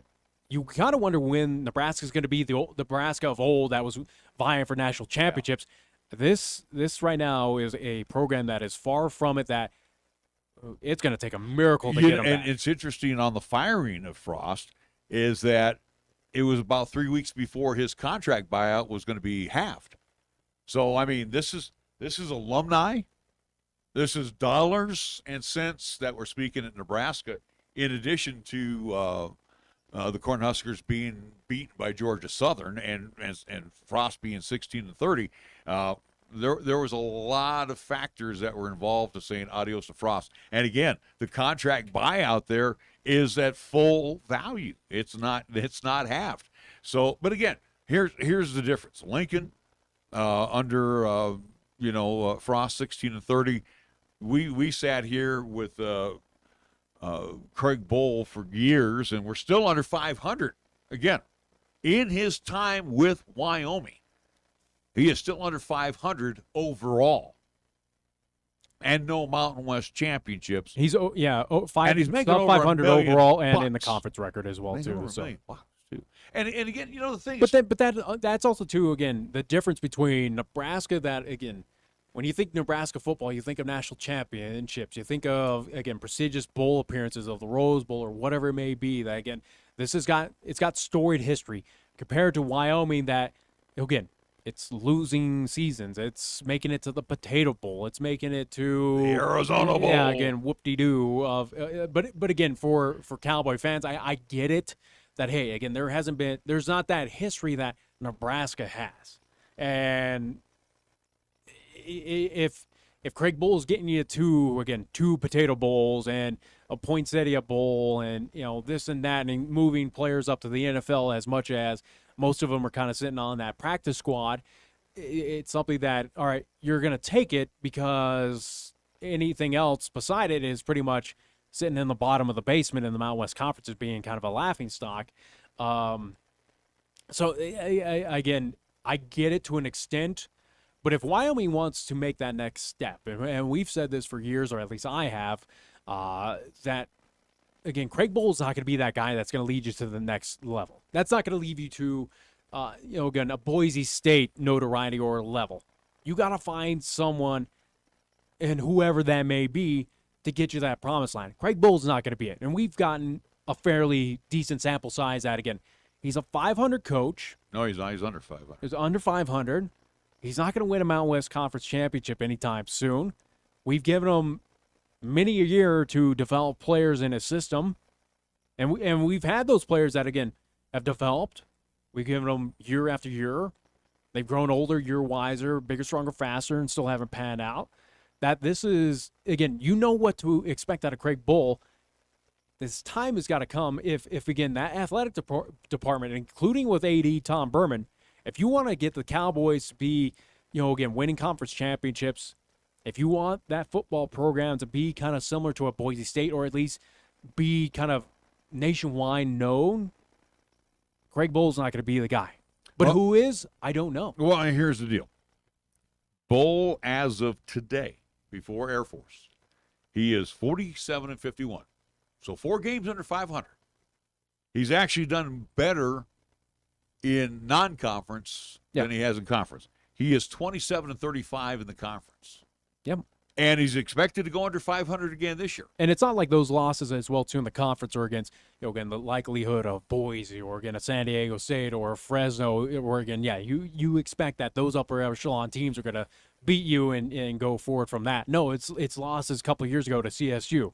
To a very bad CSU team, to a very bad New Mexico team a couple times. That, again, those losses that have added to the conference, at least that portion of the program, have been across the board to good and bad teams. And again, you have them under 500 in the conference. I got them right at 500 because, again, that would be 6 wins. So technically, the Cowboys could go 4-4 in the conference. That's if everything goes, again, you beat Colorado State, you beat New Mexico, you beat San Jose State, you beat Utah State. There is right now for the Wyoming Cowboys, looking at that schedule,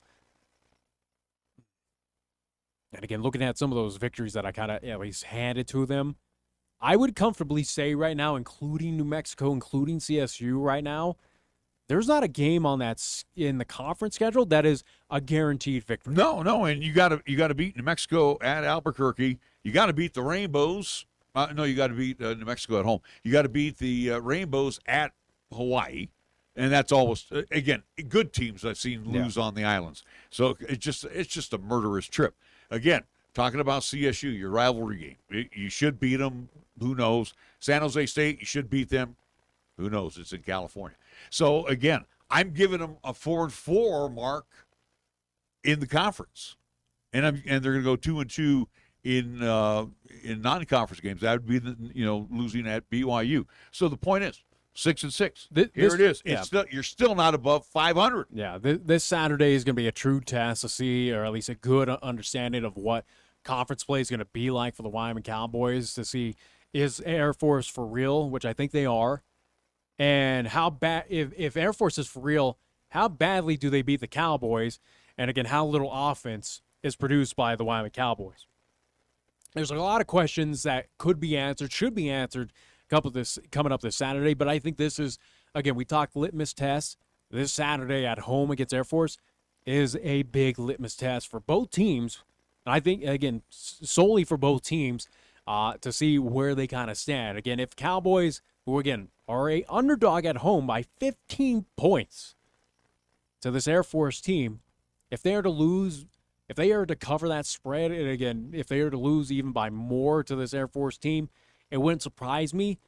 And again, it reassures that I think that this team finishes sub 500 overall and also in the Mountain West Conference. So you got them at 5-7, and I've got them at 6-6, and they're going to be going to and I think that's a garbage bowl game. I think that's a fair evaluation, a fair assessment of the Wyoming Cowboys this season. They're not impressive. Again, yes, they sit 2-1, but they got lucky against Tulsa. And yes, you were supposed to beat the Northern Colorado Bears. And again too, I'm pulling for the Pisa kid. I hope he gets better and better each week at that position, because again, quarterback position has been one of the mainstays of the Wyoming Cowboys. But again, we've gone through some tough times back there. Here's something that we've said, or at least I have, for the past couple of seasons for the Wyoming Cowboys. The talent is there. We've seen that. We saw it with Sean Chambers. I believe he had a lot of potential talent. It just got to waste with, again, a bad offense coordinator and, again, a bad offensive scheme, I think without a doubt. The situation is, for the Wyoming Cowboys, you got the talent, you got the pieces there to be competitive, to be one of the best here in the Mountain West Conference. I truly believe that. Give Craig Bowl and his recruiting staff all that nod that, again, they're bringing those pieces there to Laramie, Wyoming. What they're doing with those the coaching pieces. staff, the coaching staff, what they're doing with those pieces is the issue. And I think that is the change that is desperately needed to bring this team not so much to, again, Nebraska level, or at least of years past Nebraska level, to, again, competing for national championships or, again, making it to the Rose Bowl or anything, but to be vying for, conference championships, or, again, be at the top of the preseason polls, to be one of those favorited teams year in and year out, like a Boise, like a Fresno, like a whoever.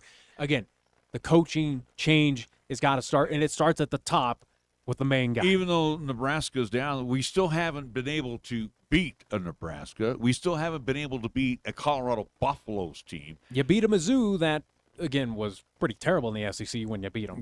But again, if we want to be that Power 5, those 50 teams, especially as that is the shift right now. You're not going to do it with this current administration. I'm sorry, it's just not going to happen. If you want to go, like I said it over and over, and I'm going to turn blue in the face. If you want to go to the crap bowls, then keep this guy, because that's what you're going to get. You're going to get bowls where the university actually loses money. You got to split it with the Mountain West. This is something for kind of the pulse of the Cowboy Nation at this point in time, and same with the athletic department of what is more important to you. Is it going to, and winning these Arizona Bowls or these Potato Bowls, is that something that is important to you as a fan, or would you rather have Mountain West Conference championship? Again, and obviously, again, what's the sacrifice going to be? Yeah, again, it's something that, well, and again, it wouldn't be a sacrifice if you're winning Mountain West Conference championships. Hey, it goes hand in hand of you're going to a better bowl. If you're winning Mountain West Conference championships, Nick, it's what's more important to you. Again, do you want that consistency of going to lower end bowls where, again, yes, you're sitting above 500 and you're getting wins here and there and you're beating up other mid-major teams, or is it something that if we win Mountain West Conference championships, it leads to bigger and better bowls, better competition, and again, it just ups the value of this. But if you're winning Mountain West Conference championships, you're not hanging around Wyoming. You win one, you win two, you're adios. Yeah, especially with the transfer portal. But I'm talking about coaching. You're going to bigger and better programs. I guess that's true. I mean, again, when we had Dave Walsh in here, and I know we need to go to the break, when we had Dave Walsh in here, and Dennis Erickson took the Cowboys to 6-6, right at the Mendoza line. Guess what? He's out of here. He went to a bigger program the next season. He did the same thing with Idaho as well, too. And again, I understand that, but I'm just saying, he was out of here after a 500 season with the Cowboys. Dennis Erickson, again, at least outside of, again, his lucky years in Miami, again, he's proven that, again, with the 49ers, Idaho Vandals, Wyoming Cowboys, he's not worth it. He's going wherever the money is. But again, same thing, too, with the Wyoming Cowboys. If you win a Mountain West championship and you get to a good bowl and you win again the next year, do you really believe you're going to be here making X amount of dollars when you can make double, triple elsewhere? Purdue. And maybe you're on to something with Craig Bowl, where, again, he's committed. He's happy to be in Laramie. Again, an older guy that really doesn't have He's got FCS national championships. He doesn't I'm really, older than him. But I'm just saying, again, he doesn't have a whole lot to prove at this point in time on the coaching side. I mean, is that something that, again, the athletic department over there is kind of at least resigned to keep him around? Yeah, again, keep him around because, again, he's committed to stick around for a long time, where others, again, as you allude to, would move on. Kind of similar, I guess, kind of similar to what we saw with Boise State early on with, again, at least Peterson moving on to Washington. Again, they lost a lot of coaches too. Again, bigger and better schools because, again, they built up that program to, again, the heights that it was and got out of the Mountain West Conference. So maybe you're onto something. If the athletic department is in their comfort zone, then keep the guy. If you like being mediocre, keep the guy. Yeah. He's not going to be any better than mediocre. I'm telling you, you could put incarnate words in your preseason, and you might go 500 against them. But I'm just saying, you know, if the fans in Wyoming want to be 500 fans, guess what? You're there. You got the right coach in place. We're going to take a timeout. Pros, the National Football League, on the way. Hop into the K-Ray Time Machine each Monday through Thursday for the golden age of radio, featuring famous radio classics such as Jack Armstrong and Suspense Theater, along with pioneers in the entertainment industry like Bob Hope and Abbott and Costello, along with many other performers who've captured our ears many, many years ago. Join us for the golden age of radio Monday through Thursday, 8 until 10 p.m. on 1480 K-Ray, also 101.1 FM, and you can also stream all of our programming on 1480kray.com. The West, the way you want it, Terry Bison Ranch. It's your summertime fun spot all summer long, where the Terry Bison Ranch presents their award-winning bison ribs and the best burger in Wyoming. Voted number 1 by Bobby Flay. Open from 11 a.m. till 9 p.m. daily. While you're at the ranch, take a train ride to see the bison. See you soon. For more information, go to terrybisonranch.com. Your local hometown bank, First Year Bank, invites you to come celebrate the first anniversary of their downtown branch at 18th and Cary. And during the anniversary celebration, come to either branch at 1508 Stillwater Avenue or downtown and enjoy some coffee and cookies. First Year Bank is still offering the best CD rates around on a wide variety of CD products. So talk with Caitlin, Amy, and Lavana today. And for all your commercial lending needs, let Tim, Tad, Stacy, and Spencer hook you up to suit your business needs. First Year Bank, 1508 Stillwater Avenue, and now celebrating their second branch's one-year anniversary at 18th and Cary. We want to be your bank. Member FDIC. Check out the huge savings this week at Town & Country Supermarket Liquors. Here are just a few of the terrific weekly specials. It's your one-stop to shop for these Super Radio buys heard only right here. Myers Single Barrel Dark Rum, 750 milliliter bottle, a store pick $21.99. Busch or Busch Light, 30-pack 12-ounce cans, $20.99. And Camarena Tequila, silver or reposado, 1.75 liter bottle, $36.99. Town & Country Supermarket Liquors on the South Greeley Highway, Cheyenne's low price leader. For nearly 30 years, family-owned and operated Lennox Auto Body, along with the Auto Glass and Detail Center, has been serving our community with quality and customer satisfaction. It's a pretty simple drill. When you want it done right the first time, call Lennox Auto Body for an appointment at 307-634-6608. Lennox Auto Body at 1020 Dunn Avenue. And the Auto Glass and Detail Center. Remember, it's not clean until it's Lennox clean at 617 East Pershing Boulevard. Lennox Auto Body. No shortcuts, no compromise. Here's the latest weather forecast on 1480 K-Ray. For today, mostly to partly sunny, expected daytime high near 84. Mostly cloudy tonight or low down to 52.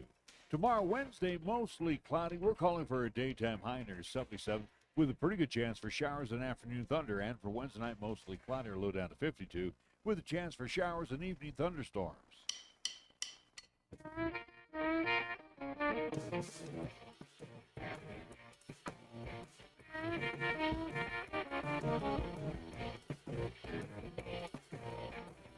Boy, our program's flown right by here today. We're in our final segment. Do want to mention or say thank you again to Wendy Johnson, Athletic Director over at Cheyenne South, for joining us here earlier in the program.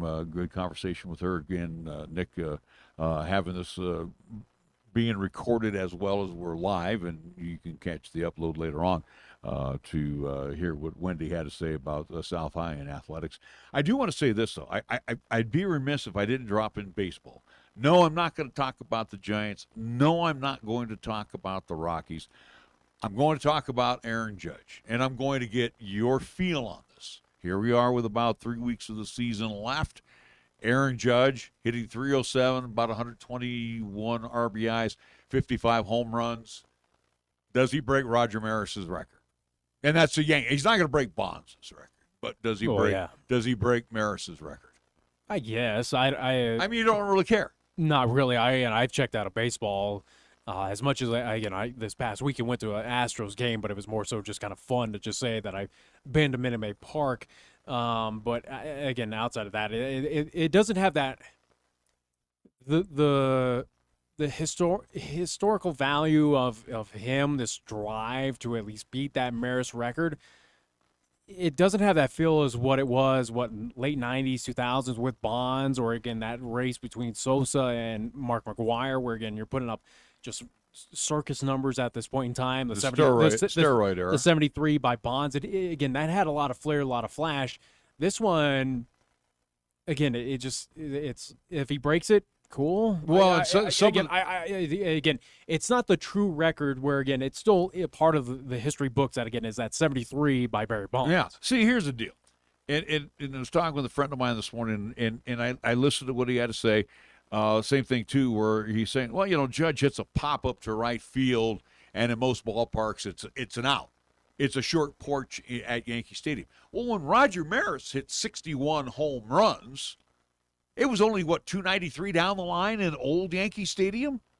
It wasn't that far of a shot. Yeah, they moved the fences back with the new Yankee Stadium. Yeah, like the Polo Grounds, even though it had a deep center field, but again, those like right field, left field down the line was about 250 or something ridiculous like that. It was, again, very short back in the day, but again, it does feel like Yankee Stadium and a few other ballparks have kind of favorable home run kind of at least dimensions. Aaron's right-handed too, and if his home runs are going to right field, obviously he's hitting at the right spot at the right time. But also, here's another deal with Judge. He's got over 500 at bats, and they've kept him relatively healthy this year. Yeah, he struck out 154 times. I mean, think about that. I mean, almost 1 out of every 3 times he comes up, he whiffs.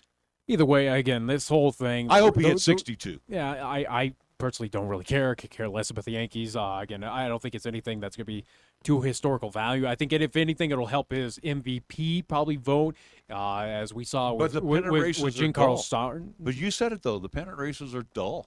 Who cares?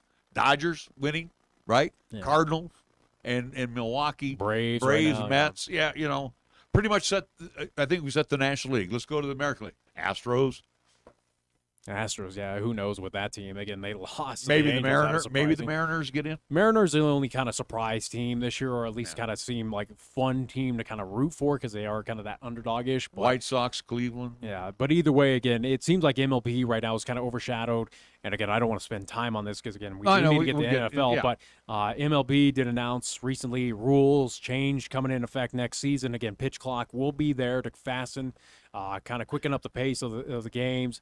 At least that was kind of the big thing. A few other changes as well, too, at least coming, at least next season that was approved upon. But, MLB, that changes, again, for the better, for the worse, again, up to your discretion. Again, the pitch clock, they kind of at least alluded to of how much time in MLB these pitchers take and how much, again, it doesn't really affect at least in minor league baseball, that, again, it does kind of quicken the pace. I don't know. Again, the pitch clock is already there in MLB, which, again, the pitchers don't really focus on, but now it seems like you're going to have to. But is it going to be better for the game or worse? What are you going to do? You got to flag them? You call it an automatic ball? What? I don't know. I'm kind of interested to see what they're going to do if you, abuse the pitch clock. Anyway, let's move on to the National Football League. Week 1 in the books, wrapped up last night. Seahawks and the Broncos. Russell Wilson, go figure, is not the guy, as I alluded to, that he's going to be that. The Broncos' offensive line is good. But Russell Wilson also, too, again, is still a shell of himself. He's 33. I believe that he's still a shell of himself where he was in Seattle. I don't think, again, Russell Wilson is not the end-all, be-all. He's not Peyton Manning when he came to the Broncos that, again, is going to immediately, here we go, Super Bowl contender. That, no, again, Russell Wilson he's a decent quarterback. And what he's not He's clearly not the best quarterback in the AFC West. What does it tell you about the Denver Broncos when Geno Smith, a journeyman, goes 23 of 28 against your secondary last night? What does that tell you? Broncos are terrible. Yeah, they're not good on both sides of the football. However, Wilson didn't have bad numbers last night. He was 29 to 42. The thing is, I felt what I thought was Bush last night was how the Seattle crowd just turned on him. So? I mean, the guy brought them their only Super Bowl. They got a Super Bowl because of Russell Wilson and got him to that promised land a second time. Unfortunately, he threw that interception at the end of the game. But anyway, week one ends. Seattle, believe it or not. There was definitely issues with that Seattle fan base and Russell Wilson towards the end of his, at least, time there in Seattle, where, again, it was kind of mixed feelings of just how he was. And, again, with the injuries, that, again, it was not a pretty ride into the sunset with Seahawks and Russell Wilson. But anyway, Seahawks, the only team in the NFC worst division to win this past weekend. This whole weekend was just wacky. Except for Buffalo on Thursday. They kicked the snot out of But the outside Rams. of that, again, anticipated that. Bills look like they're going to be one of the best teams in the league. And, again, that's no surprise. But, again, you look at some of the finals across the league. Again, Steelers winning over the Bengals. What? And, again, that was in Cincinnati. They're back to the Bungles again. I don't know about that. Again, the 49ers getting shocked at Soldier Field. But, again, as much as that was a tough pill to swallow, again, the Bears are going to be really bad this year, and they got their one win. The field conditions were awful. Yeah, again, it was definitely home field advantage for. And Trey Lance, the headhunters are already out on Trey Lance already. The litmus test, one game, and they're already on him like a cheap suit. But he wasn't bad, though. The Niners' defense was bad. The penalties hurt. The penalties are inexcusable, giving Chicago all those opportunities.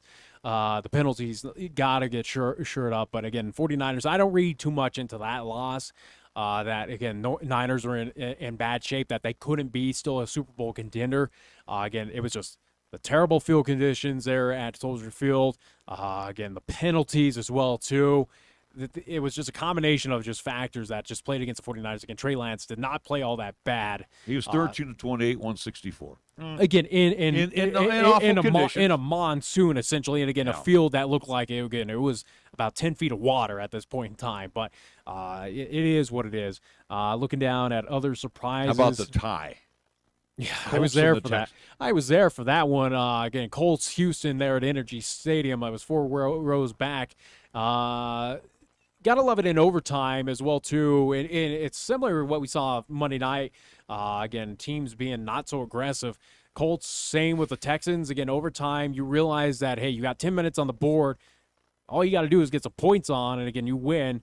If you don't, it's a tie. There's no other opportunities. To play conservative on 4th down when it was 4th and short, or, again, you are electing to, again, kick an early field. It was bad football played by both sides. Again, the Texans, who had an early lead, you had a feeling, at least seeing how they were playing in that second half, that Colts got a lot of momentum, came back and, again, tied that ball game. It was, again, in my opinion, that Sunday, as much as it was fun being in attendance in that game, or at least that crowd there at Energy Stadium, that was some bad football played by both teams. And, again, to end in a 20-20 tie, this is something that, again, the NFL... It was deserving of that. Pretty much, yeah, without a doubt. But this is something that the NFL, and, again, Roger Goodell has got to deeply evaluate. And this is something where a lot of people have brought up, bring college rules in, where, again, it's just, hey, you play until whoever scores first. Just do it like that. Again, don't put a time limit on it or anything. It's just something that these ties do nothing. And you could tell by both fan bases as we were exiting the stadium, neither were happy by that. And as you shouldn't be. Again, it's a tie. You didn't lose, you didn't win. It's just like you wasted all this time and money to watch two teams just kind of be pathetic. And it sucked, and it was a bad experience without a doubt. It's something that the NFL's got to reevaluate of why we allow these games. And how long has the college football overtime been in play? Years. Yeah. And you would think the rules committee would come up with something by now. But it's something. Yeah, you would hope that the rules committee would figure out something again to avoid this situation, because, again, you look to that overtime. And again, I watched it in person. I was there field level to watch it, where, again, you saw teams, they were playing conservative in overtime. Like, neither team wanted to win it. Neither team cared. It was ridiculous. It had that feeling that, again, there was time left on the clock. It might have been 19 seconds, but again, we're kneeling the football. We're doing a run play with 19 seconds to go, and you're 80 yards from the end zone, or at least, again, 50 yards from kicking a field goal, and you're playing conservative like that. Why? Yeah, but also too, understand this. It does a disservice to the fans. Is all I'm saying. The NFL's in week 7. They got 17 football games now in the standings. That first weekend, right here, this is week 4 of preseason. Pretty much. And again, a lot of these teams played like it was the final weekend of preseason. I mean, the Green Bay Packers, holy cow, they stunk. Then you got Giants beating the Titans. That's surprising. And then you got like teams that you expect to win, like Kansas City. I mean that they beat a Cardinals team that didn't even look like they showed up. So again, it's almost like that final weekend of preseason where you see the starters out there for about 2-3 weeks, and they're just going hard and heavy, and then you give way to the second teamers. But yeah, the Colts-Texan game, that's what it reminded me of. It was week 4 of preseason. It had that feeling, again, looking at some of the scores and just some of the surprises across the NFL, that, yeah, again, it felt like it was preseason week 4, that, again, teams were just not ready for this. Again, you saw kickers had all sorts of issues. Again, I saw that even in the Texans-Colts game, where, again, we had issues with that. Misses just a plenty. Again, as much as I'm all for adding that extra regular season game, and I'm glad that we got it, because, again, preseason is ridiculous at a point in time. But if we're going to get this out of the box for week 1, again, where we start with a tie already in the league, that, again, something's got to get reevaluated. And, again, there's no excuse as well that these teams also, too, had, a week in between to prepare, that they had kind of the off bye week to shore things up. Mm-hmm. So I don't know. It was, again, throughout the league, outside of that Bills-Rams game, and as much as last night was kind of thrilling, at least coming down the wire, as much as, again, that 4th down call, a little questionable there by Denver. But outside of that, though, at least it seemed like all Sunday's games were good. Majority of them were kind of, again, had that preseason feel that were question marks. It was kind of a weak start to at least opening weekend for the NFL. Oh, by the way, too, when you have back to the 49ers game, when you have George Kittle in street clothes, he was out. Yeah, you're not going to win too many games. Again, like I said, to me, week 4 preseason. Now, then I go back to watching a little bit of the Kansas City game against the Cardinals. I got to tell you, Patrick Mahomes, boy, he looked pretty good, 30-39. And again, this is what makes me mad about a Kittle. Kittle's always hurt, but Travis Kelce, he's always lacing him up. He's on the field, and I guess with the changes that Kansas City had in the wide receiving core, you watch a guy like Travis Kelce this year. He's going to be one of those tight ends that's going to set some records. Yeah, we shall see again how it evolves over time here in the NFL. Again, who will be kind of that surprise, who will step up and, again, be those kind of big playmakers. Raiders lose to the Chargers. What do you think? Not surprising. Chargers are pretty good. Yeah, and had a feeling that was going to happen. Again, it was a lot closer than probably folks thought it was going to be. So, again, don't overlook the Raiders. If you're a Broncos fan, you worry right now that, again, to compete in the AFC West, it's not going to happen. Both sides of the football, I'm very concerned. Again, I go back. Again, let's go back to that Monday night game, though. Again, very quickly. Again, go to the end of that contest. Broncos are driving, 3rd down before that McManus missed field goal to win the game. They burned off how much time to, again, kind of set up that field goal and not be aggressive on it? It was just, again, the conservative play call, the runs, just, again, as much as not a Broncos fan, I didn't think the Broncos should have lost last night's game to Seattle. Seattle had no business. Again, Geno Smith at the helm has no business beating this Broncos team. Again, Seattle has their own problems. But Denver, how conservative they played, oof. If they're going to play like this, they're going to have a long season. And with Coach Hackett, he comes from good lineage with Paul Hackett, his dad. Again, good offensive minds. And after back to back hires of defensive minded, yeah. And then all of a sudden you go into this mode of, you acted though you were leading by 4 touchdowns. Yeah, and it was terrible. But the thing is, the clock management, just the was play not good. calling, Yeah. everything about it, again, led to that Denver loss. And if they're going to play like this, at least how it was in Week 1 throughout the season, it's going to be another long year where, again, Broncos fans had high expectations. Now you got to settle it back. That, again, looking at the rest of the AFC West, as much as, again, Raiders did lose to the Chargers, don't read too much in that. The Raiders are pretty talented, too. Broncos, you got to imagine that they're going to sit dead last in that division. Here's the deal with the Broncos. You saw it. I think Geno got sacked a couple of times last night. No pass rush. The backers are fair. Secondary, pretty weak. Yeah, pretty weak. Offensive line for the Broncos, and you got a couple of veterans. I know one guy was hurt last night and he wasn't suited up, but the point is, the same mistakes. They're still, and again, I know the crowd, you've been there, the crowd is absolutely deafening. But it's definitely a home field advantage up there at Lumen Field now. But the mistakes you saw were typical Denver Bronco mistakes. No change. I thought, and again, this is just me, I like Russell Wilson. I think he's going to be okay. He's just got to put somebody in front of him to help him out. He is not a guy that's going to lead this Broncos team to the promised land. I don't see it right now. I don't have 10 other guys there to help him out. I think Judy's going to have a good year this year. The one touchdown that he had early in the game, I really like that. And again, Wilson was just a little short on his pass, but still can loft it 40 yards down the field. The point is, you got to have an offensive line that's going to protect you. You got to quit running for your life.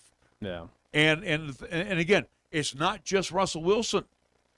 Drew Lock, you can go right down the list, over the last few years. That offensive line has not been good with the Denver Broncos. Again, the offensive line this season should, at least it was in theory, improved upon, worked upon than years past. But before. But I'm just saying, it was, again, reading the reports that, hey, again, with drafts, with everything, the movement and development, that, hey, the offensive line was a lot better this year. Clearly it's not. Or if not, it's slightly bit better, but it's better than what was trash. The only thing that you got better this year is you got a quarterback that's mobile. And he's aging. So, again, with Teddy Bridgewater. And he's oft injured. I know, but you go with Teddy Bridgewater and you go with Drew Lock. They weren't too mobile. Teddy Bridgewater especially. Well, we saw that last year with Teddy Bridgewater where, again, he couldn't get it done. And Drew Lock was not mobile. Drew Lock was one of those guys that just sat there in the pocket. At least you can roll out. You still can roll out Russell Wilson to save him a little bit. But the point is, the O-line is just, you want to put it in the secondary, they're both weak. Denver's got a lot of issues, and I feel comfortable saying that. Again, Broncos not playoff bound. They're going to struggle in the AFC West. They're going to finish at the bottom of the AFC West, and I think you got to realize that this is still a team that is many years work in progress to get back in the playoffs, especially looking at that AFC just in general. A lot of talented teams, especially in your own division, but a lot of talented teams on that side of the football that are going to vie for playoff spots. Where, again, if you're the Broncos, it's kind of similar with MLB, where, again, you compare it to like the Giants and stuff like that, where, again, a lot of these teams that are well out of it in this side of the league could be competitive or playoff bound in the AL. It's kind of the same situation in the AFC where, again, Broncos, you wish you're kind of more in the NFC, where, again, there's not a whole lot of talent in the NFC. I'd say majority of it kind of sits in the NFC West, but right now, again, one of the worst teams is sitting at the top of that division. That's the Seattle Seahawks. Well, and here's the deal with the Seahawks. They were forecast, by some accounts, to not win more than a half dozen games. I think 4-13 was the projected mark for the Seahawks. What does that tell you? And again, you lost at Seattle. I got that. The Broncos. They shouldn't have lost. The Broncos, to me, are about a 7-10 team. Do they beat the Raiders? Don't know. Maybe they split. Do they beat Kansas City? Do they beat the LA Chargers? So right there, there's 5 losses in your conference alone. Well, let's look at what's upcoming very quickly. Again, I do believe Houston comes to town next week. Again, Houston, that is a pretty pathetic team. Again, just how they collapsed in the second half. Denver should maybe they'll tie. Yeah, who knows? That'd be hilarious. Again, that Texas franchise that is just it's got nothing going for it at this point. We'll see what happens at week 3. Again, Niners in town. Like I said, don't overlook the Niners after losing to the Chicago Bears again. That was just that was Mother Nature working against them. You might see Jimmy Garoppolo in week 3. Who knows? Yeah, who knows at that point in time. But again, don't overlook the 49ers after losing again week 1 against the Bears. The Niners still have a lot of talent. See if George Kittle's healthy by that time. That again, you get a healthy homestand here for the Broncos, but can they get healthy on the win-loss margin? Maybe get the Texans, 49ers, I don't think so, but we shall see what this team is going to be made of here kind of early on. Just, again, will they struggle as they did against this, at least Seattle team? So we throw out week 1. We just say, who cares? It was preseason It did week feel 4. like, again, how wacky and goofy it was and how just teams kind of played. It did feel like it was some were really lethargic. That would be the key word for some of those teams that played football. And I think key in it was a game I actually attended. Again, as much as it's interesting to see a tie, but again, you could tell again how you play conservative in overtime when again it was on the line. You have a finite time that you know it doesn't extend. You run it, you're wasting time.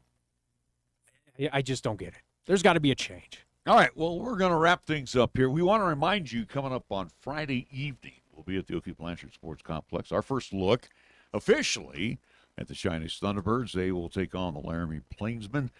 6 o'clock, I do believe you got a kickoff for us, so we will be on there roughly around 5:15.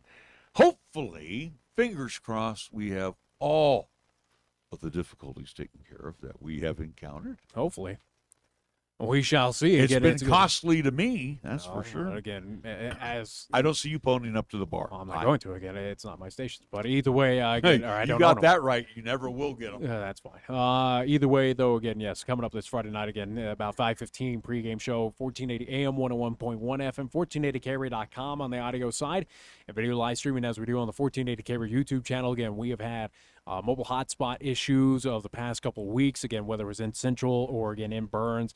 Hopefully this new unit that at least got revitalized, apparently, according to you, hopefully does the trick. If not, we got another one on the way that, again, may do the trick as well. Again, as we are dealing with internet issues where, again, we can't plug into school district internet because, again, there's a firewall that prevents us from accessing YouTube and all that stuff. So, unfortunately, again, we have to go off of our own ventures, again, our own data plans, which, again, we have one of the best. But, again, it's just up to towers and connectivity at these various and we also sites. saw what it did when we were at the Air Force Prep. And Coach down there allowed us to use his particular MiFi unit, and by golly, that's the one we went after, and hopefully it will be the one that does the trick for us. I got newer and better ones. I understand, but again, what he gave us that time out of Air Force Prep, boy, it worked real well. Yeah. So again, at least the hope is we'll be video live streaming. If not, again, on our social media sites, whether it's on Twitter at ProMan56MP, on our Facebook page, 1480KRay's Facebook page, even the Pro Show's Facebook page. Go over there, go like, follow, and also to share anything or, again, like our posts, all that good stuff. Go over there. Again, we will give you an update if, again, we're unable, again, to video live stream. And if we do have to upload our videos, which, again, all of our videos as well, too, again, if they are uploaded, are on demand on our 1480KRay YouTube channel, again, in various playlists. So go over there, again, the high school sports, again, under at least their specific playlist. So go over there and go find it, especially this past Friday night's contest between Natrona and Cheyenne Central, again, over there. So go check it out. All right.